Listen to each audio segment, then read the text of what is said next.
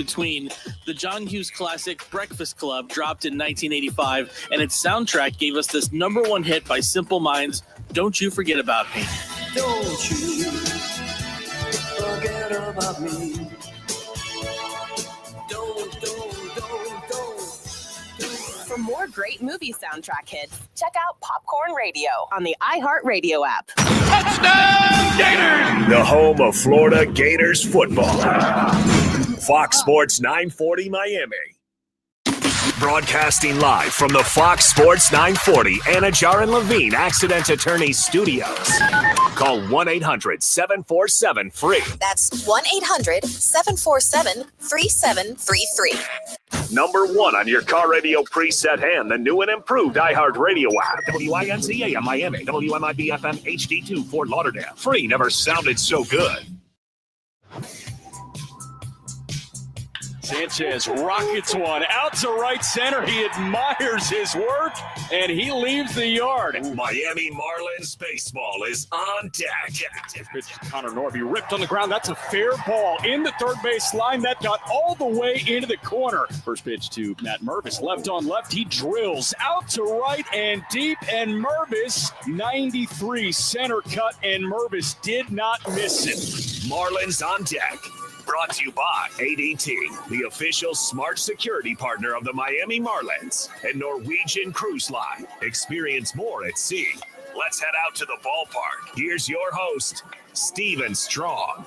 Well, nice job, Ricardo. Welcome live from Miami, Florida, inside Lone Depot Park on a Wednesday afternoon. The roof is open, and it's another toasty 85-degree day in the Magic City. Miami looks to win for the 5th time in 7 games this season. The Marlins didn't record their 5th win of 2024 until April 20th in their 21st game. You're listening to Miami Marlins baseball on the radio, Game 7 of 162, Fox Sports 940 Miami. And on this late afternoon, we bring you Game 3 of this 3-game NL East set between the 2-3 New York Mets and your 4-2 Miami Marlins. 2-time All-Star reliever turned starter Clay Holmes will get the ball for the 2nd time this season for the Mets. Holmes will go opposite 27-year-old right-hander Connor Gillespie, who will also take the bump for his 2nd start of 2025. It all starts at 4:40 right here on the Marlins Radio Network. Well, hi, everyone. Thanks for making Marlins on Deck a part of your Wednesday afternoon with Jack McMullen and 4-time World Series champion Jeff Nelson. I'm Steven Strom. Got a lot to cover here, a lot of ground to cover. We're going the distance. We'll first talk about the tale of Graham Pauley. Been an awesome story early on into the season. We'll also have Howie Rose, the longtime voice on the radio for the New York Mets. He will join the program. We'll get you ahead of the count with Clay Holmes and Connor Gillespie. Nelly and Jack will jump in for some back and forth. Our Expo question of the day at Marlins Radio and Steve's guarantee to victory. But we begin here. It's been a neat story that's developed early this season. It's the tale of Graham Pauley, who was actually called up to play in the exhibition game, if you don't recall, against the New York Yankees. He ended up hitting a home run. Connor Norby went down with that oblique, opened up a roster spot. Graham Pauley made a pretty good impression on Tuesday. He got a couple of starts to start the season, and now all of a sudden is playing a big part in why the Marlins have 5 early wins here in 2025. He had the big 4th-inning double, another extra base hit for him that drove in 2 and ultimately was the game-winning runs for the Miami Marlins. Let's hear what he had to say yesterday about all and just the crazy week it's been here with the Marlins. Definitely been crazy. I'm fortunate to be in the opportunity that I have right now. Really just love playing with these guys, and, we're just going out there having fun. And I think that's led to a lot of success, not just for myself, but also just the team in general. And, we're looking forward to go out there tomorrow and hopefully win a series. Honestly, just want to go out there and have fun. Like last year, I felt like I lacked a lot of confidence, which led to me not having fun. And, going into this year, mentally, I worked on that in the off season. And just love playing with these guys. Just try to go out there and be a kid again and just have fun and try to win a lot of baseball games. So, all right. So that was Graham Pauley. I want to hit on a couple of notes before we dive into his comments about having fun again. Graham Pauley is the 2nd player in Marlins history to collect at least 3 doubles and at least 3 RBIs in his first 4 games to start his stint with the franchise since Casey McGee did it in 2014. He's also the 6th player to amass 3+ doubles and 3+ RBIs in a player's first 4 games of the season. He talked about having fun again. Grant Pauley's an interesting story. He was probably the fourth guy in that headliner trade with Tanner Scott and Brian Hoeing to come back to Miami. Grant Pauley has made his debut before. He actually went with San Diego to Korea 2 seasons ago. He was traded to Miami and not placed in the big leagues, not placed in AAA. He was placed in AA Pensacola. He's worked his way up. He came back looking different in the offseason, and you can hear from him yesterday, finally having fun again and making an impact at this level with the Miami Marlins. A lot left to cover. Howie Rose will join me next, one of the radio voices of the New York Mets. 441st pitch series finale. Can the Marlins have a 5-2 homestand to start 2025? We shall see on the Marlins Radio Network. At Lone Depot, we're big on fielder's choice. Hill aboard in the first pitch to Nick Fortes. This line down the left field line. That gets in. It's a fair ball. Pham tracking that towards the wall. Hill can really motor. He's around third. Throw is late towards the plate, and it's an RBI double for the guy that cannot stop hitting. Nick Fortes, his third extra base hit in his third game, and the Marlins tied at 1 in the second pitch. 1-2. Conine lifts out to left field. Tommy Pham working back to the warning track. So is Sawinski. They look up, and it's gone. Griffin Conine to left center. A shot the other way on the day his dad is inducted. And we're tied at 2 in the 7th. 2-1. That kicks away from Rodriguez. Hill breaks for the plate. There will be no throw. And on a wild pitch, the Marlins walk it off again. Derek Hill here with us now. Third walk-off win. What the heck's going on? Little fist frenzy out there. I'm going to call it that. Or a little Marlins mayhem. Whatever you want to call it. But boys are just out here competing. Just trying to show the world that we're not no pushover. What are you trying to read out there on the bases, specifically when you're at third? Honestly, at third, right there, we were seeing it through, but we do a bunch of early work, just getting those good reads. Got to credit the coaching staff for keeping us on point. What was that moment like seeing Griffin Conine hit that home run in front of his dad, who was inducted into the Legends Hall of Fame? Derek Hill for our audience that are on radio. Spas. We are the original, the one, the only, the Palm Beaches. Plan your trip at thepalmbeaches.com.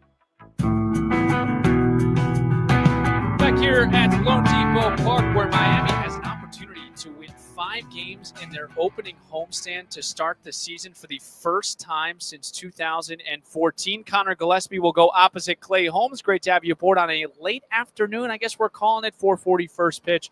Steven Strom, Jack McMullen, Jeff Nelson, those two have your call in about less than 40 minutes, but they will join me in segment 4 per usual. Howie Rose has been with the New York Mets for 30 seasons. I asked him today. He's been a staple for Mets baseball on the radio. Got a chance to catch up with him on Clay Holmes and some observations of this young, hungry Miami Marlins team.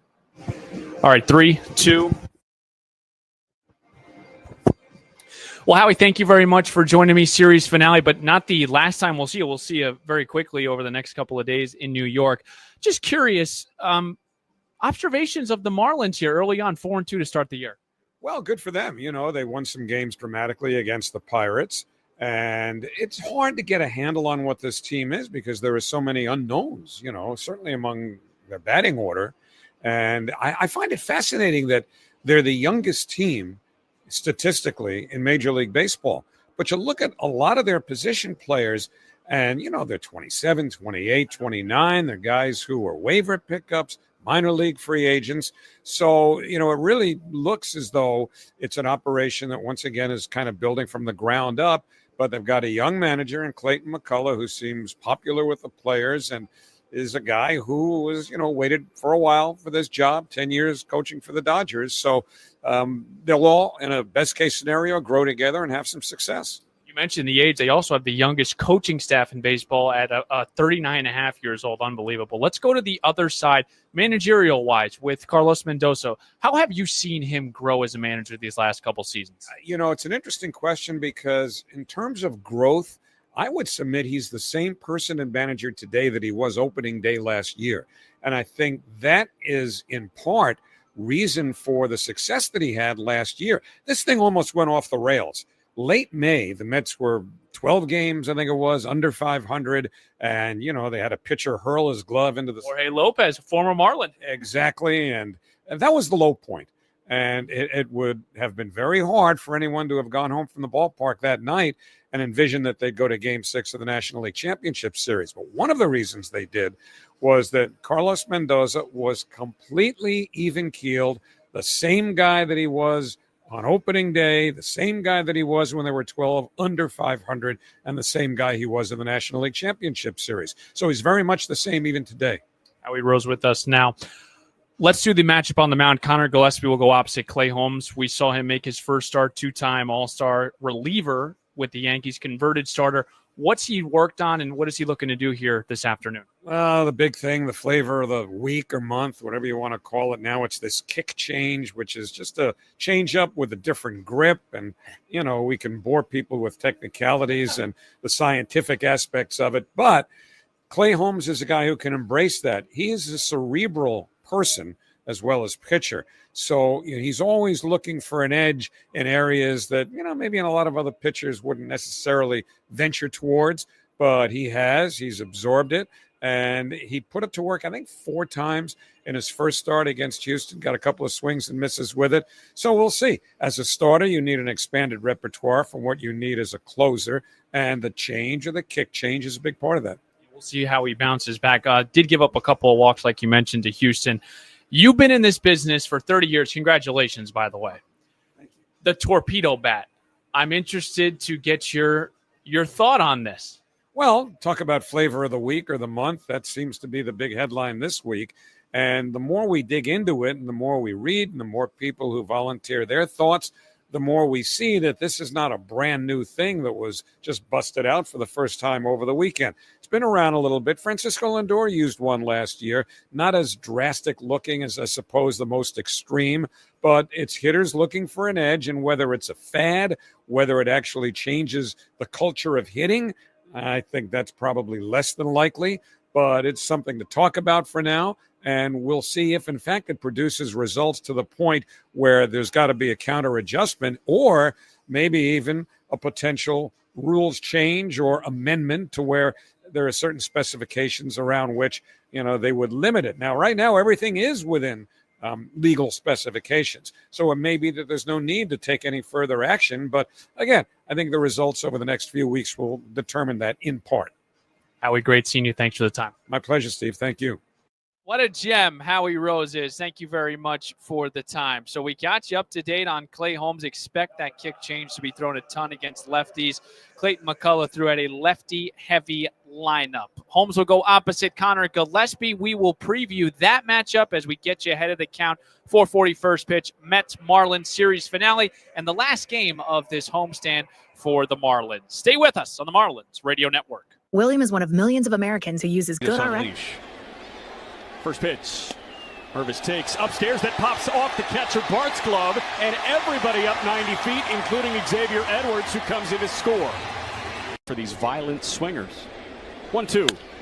Otto lines one into right center. That's in for a base hit. Stowers around third. He will score no problem. Cruz's throw is coming home. It was on the fly there, and the throw to second is late to try and get Lopez, but he's in there. Pitch from Holderman. That one lined up the gut. That's in for a base hit. Otto around third. He's coming home. Cruz has no throw this time. And Dane Myers with an RBI single ties this game at 4 in the 8th. Second and third, nobody out. In the 0-2. Stowers rips down the right field line. That gets in, and the ball game is over. Kyle Stowers with a line shot down the right field line, and it's a walk-off winner for the Fish on opening day. Sanoja taps the plate. The Marlins mob Stowers in right center field. They rip off the jersey. All right, with the hero here, or one of the heroes, Kyle Stowers. Take me through the AB. Yeah, I just felt like runner on third, no outs, just trying to get that run in, and first 2 pitches kind of was babying it, just trying to be too fine with it, and so, for me, it was that last pitch was just kind of letting it go. What a way to start opening day, huh? You get a walk-off home run, you get Sandy back, Clayton McCullough's first managerial win. What's this been like? Yeah, huge congratulations to Clayton. First win as a manager. Awesome to get that for him out of the first game. It's just a lot of fun. A group that, maybe people don't have a ton of expectations with, but that's fun. That's great. We believe in ourselves, and that's all that matters. How good does this feel for you personally, man? I know you came over from Baltimore. You struggled a little bit. You started to figure it out. To have this moment this early on, what does it mean? Yeah, I mean. Hey, this is Nick Fortes, and you're listening to Marlins on Deck with Steven Strom on the Marlins Radio Network. Well, thank you, Nicky Fortes. You will not see him in the starting lineup tonight. Liam Hicks, the lefty, will catch Connor Gillespie tonight. Thank you also to Howie Rose for joining us. Awesome segment with him. Great spot getting us ready for Clay Holmes and company. Steven Strom, Jack McMullen, and Jeff Nelson. This is Marlins on Deck on a Wednesday afternoon series finale. 4-2 Marlins looking to get their 5th win of the season. They doubled up the Mets last night, 4-2. Nice job, Graham Pauley. Nice job, Anthony Bender, shutting the door for the Marlins in the 9th. Let's get you ahead of the count. We'll start here with Clay Holmes, 32-year-old right-hander, converted reliever to a starter. He was great with New York, a 2-time All-Star in his tenure with the Yanks. He was in pinstripes last year, and he finds himself as the number 1 in the Mets rotation. He did start opening day last Thursday in Houston. Before that, he did sign a 3-year, $38 million deal on December 9th to come to Queens. In that start against Houston in Texas, gave up 3 runs, 2 of them earned on 5 hits, 4 walks. This is really a mixed bag, and this is why context is so important. We talk about 5 hits. 5 of the hits were all singles, no extra base hits. The walks hurt him. Expect that kick change that Carlos Mendoza talked about this afternoon, and Howie Rose as well, to be thrown a lot against lefties. The Marlins have, let me count here, bad radio, but here we go. 1, 2, 3, 4, 5, 6 lefties in the lineup for the Marlins this afternoon. Career-wise against Miami's 1-1 with a 3.6 ERA over 9 appearances. Holmes will go opposite Connor Gillespie, 27-year-old right-hander who made his first career start in the show last Friday against Pittsburgh. He retired 9 of his first 11 batters. He pitched 3 scoreless innings to start, but the 4th struggled, gave up all 4 runs in that frame. He completed 5. Connor Gillespie was one of those gems in spring training. His first 5 appearances in spring, a 0.75 ERA over 12 innings pitched. He got some help, of course, with the injuries with Ryan Weathers and Edward Cabrera, but he finds himself here making his 2nd start and most likely going to see this same Mets team next week when we go to New York. This is probably going to be a repeat. Clay Holmes and Connor Gillespie at some point next week. We go to Atlanta for 3 after this, but then we head to New York to Citi Field to play 3 with the Mets as well. So that's your matchup on the mound, Clay Holmes and Connor Gillespie. We'll break here. We'll get Nelly and Jack on next on the Marlins Radio Network. Just unleash. First pitch. Mervis takes upstairs, that pops off the catcher Bart's glove, and everybody up 90 feet, including Xavier Edwards, who comes in to score. For these violent swingers. 1-2. Otto lines one into right center. That's in for a base hit. Stowers around third. He will score no problem. Cruz's throw is coming home. It was on the fly there. And the throw to second is late to try and get Lopez, but he's in there. Pitch from Holderman. That one lined up the gut. That's in for a base hit. Otto around third. He's coming home. Cruz has no throw this time. And Dane Myers with an RBI single ties this game at 4 in the 8th. Second and third, nobody out. In the 0-2, Stowers rips down the right field line. That gets in, and the ball game is over. Kyle Stowers with a line shot down the right field line, and it's a walk-off winner for the Fish on opening day. Sanoja taps the plate. The Marlins mob Stowers in right center field. They rip off the jersey. All right, with the hero here, or one of the heroes, Kyle Stowers. Take me through the AB. Yeah, I just felt like runner on third, no outs, just trying to get that run in. And first 2 pitches kind of was babying it, just trying to be too fine with it. And so, for me, it was that last pitch was just kind of letting it go. What a way to start opening day, huh? You get a walk-off home run, you get Sandy back, Clayton McCullough's first managerial win. What's this been like? Yeah, huge congratulations to Clayton. First win as a manager. Awesome to get that for him out of the first game. It's just a lot of fun. a group that, maybe people don't have a ton of expectations with, but that's fun. That's great. We believe in ourselves, and that's all that matters. How good does this feel for you personally, man? I know you came over from Baltimore. I'm safe. Call Loctite Impact now at 954-500-LOCK. That's 954-500-LOCK, or visit LoctiteImpact.com. I think we felt very confident that this was a group that was going to come out and play the right way, really pull for each other. And, having some close games early in that first series is, those are great. They kind of help build some character. So you get in, you get a game like tonight, we've been in some of those. And when things haven't gone well, I think they've been very open to just learning coaching moment. And we just use those as being productive for us as we continue to build throughout the season. All right, so that was Clayton McCullough last night. The first victory in non-walk-off fashion. The first victory, not a one-run win as well. Here we are, Steven Strom, Jack McMillan, Jeff Nelson as well. Nelly, just hearing that from Clayton last night, give me some takeaways from what he said. I think it's always important for every team to get off to a great start, but more importantly, when a young team gets out to a good start. There are a lot of inexperienced guys on this team, not a whole lot of major league experience or major league time. So when you're young and you're going through things together, you have a couple three walk-off wins against Pittsburgh. You win outright on a mistake by Lindor last night. So they're growing together and learning together, and it's important to get those wins early. You start out like last season, 0-9, and where would this team – unbelievable. And how would this team feel being this young with no veterans? It wouldn't go well. But now that they've gotten off to a good start, I think you can build on that. Whether it's momentum or carrying it into the next game, that's all wait and see, but at least you're seeing some fight in them. And I think that's all you want as a coaching staff. Jack, what are you seeing as a whole from this coaching staff to the players this first week? I think everybody's smiling. I think that's really important. And, Graham Pauley hit it in his post-game media availability yesterday, right? He said he wanted to get back to having fun playing baseball. And how can you not have fun playing baseball right now when you win 3 games of your first 4 via the walk-off? And yesterday you capitalize on mistakes from the best defensive shortstop that there is in Major League Baseball. So, they are playing opportunistic baseball. We've talked about the extra 90 feet, guys taking the extra base when the opportunity presents itself. They have their foot on the gas, and baseball is more fun when you play with your foot on the gas. That's exactly what a young team is doing right now. It was just the 4th time in Lindor's career that he's made multiple errors in a game.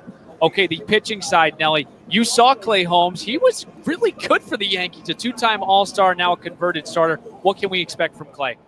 Well, you heard Howie Rose as far as he has to add to his repertoire. He has started before. In his first big league year in 2000, I think it was 18, he had 4 starts. He started in the minor leagues with Pittsburgh and then all of a sudden became that reliever. He's got a nasty sinking fastball, and he's got the slider. Those are his 2 pitches. Still, those usages are up compared to now he has a cutter. He's mixing in that changeup. That's going to be an equalizer, I think, for him. When he was a reliever, his ball and his sinker moved so much, he had a hard time controlling it. You saw 4 walks against Houston. Hopefully it goes well for him as far as his control. He's got great stuff. I think the velocity is not going to be there like he was as a reliever. Sure. You're not going to see the 96, 97, probably more towards 93, 94. Things to look out for, Nelly, when you are pitching against a team that you're going to see twice in a week. You've been around this game. I know as a reliever, you face the same team probably multiple times within a couple of days. But how does that change, at least for a starter? Well, the hitters are going to make you change. You look at last night with Senga, how the first 2 hitters in Edwards and Stowers just ambushed him, and next thing you know, he had to adjust and work backwards, and then he mixed in his fastball and then that nasty forkball that Senga has. Well, Clay Holmes is going to have to do the same thing. He rides and relies on his sinker. It has such great movement. It's really hard unless he gets that ball up to make solid contact. And then he's got that big sweeping slider. You let the hitters, as a pitcher, let the hitters make you adjust. If they're on something, then okay, now I need to go to something else. If they see him again, I think they'll wind up seeing him in New York for a second time. So I think hitters will wind up, okay, this is what I have to go up there. Always get going with a game plan. And maybe that second time, we'll see how Holmes does this time. The second time, they may look for those out pitches. The smart hitters always look for the out pitches that they were getting out on the previous at bat. Excellent stuff. Now we'll hear him at 4:40. I'm not done with you, Jack. The Marlins only had 3 hits on Tuesday. One of them was a 2-run home run from Kyle Stowers. You chatted with him this afternoon. What can you tell me about that conversation? It was just great. I had a good conversation with Kyle about hitting a 4-seam fastball, right? Because that's something that was, I think he would call a blue zone last year, like 4-seamers at the top, right? Hard fastballs, 94, 95 miles an hour top of the zone. And he said that's what he spent all winter on, and he really feels comfortable with where he's at right now in terms of hitting elevated 4-seam fastballs. I said, how do you really train that? And there are these lighter weight baseballs that tend to spin out of the machine a little bit more effectively. Interesting. And they can play up in the strike zone. So he did that. He feels really comfortable. Loves where the clubhouse is at in terms of vibes. And he said torpedo bats on the way have not arrived yet. Very good. Kyle Stowers will bat second and play in right field here this afternoon for the Marlins. Excellent stuff, Jack and Nelly. You'll hear from them in about 16 minutes. We'll break. We'll get our Expo question of the day, Steve's guarantee to victory, and then we'll play some baseball right here on the Marlins Radio Network. Six fielder's choice. Hill aboard in the first pitch to Nick Fortes. This line down the left field line. That gets in. It's a fair ball. Pham tracking that towards the wall. Hill can really motor. He's around third. Throw is late towards the plate, and it's an RBI double for the guy that cannot stop hitting. Nick Fortes, his third extra base hit in his third game, and the Marlins tied at 1 in the second. Pitch. 1-2. Conine lifts out to left field. Tommy Pham working back to the warning track. So is Sawinski. They look up, and it's gone. Griffin Conine to left center. A shot the other way on the day his dad is inducted. And we're tied at 2 in the 7th. 2-1. That kicks away from Rodriguez. Hill breaks for the plate. There will be no throw. And on a wild pitch, the Marlins walk it off again. Derek Hill here with us now. Third walk-off win. What the heck's going on? Little fist frenzy out there. I'm going to call it that. Or a little Marlins mayhem, whatever you want to call it. But boys are just out here competing, just trying to show the world that we're not no pushover. What are you trying to read out there on the bases, specifically when you're at third?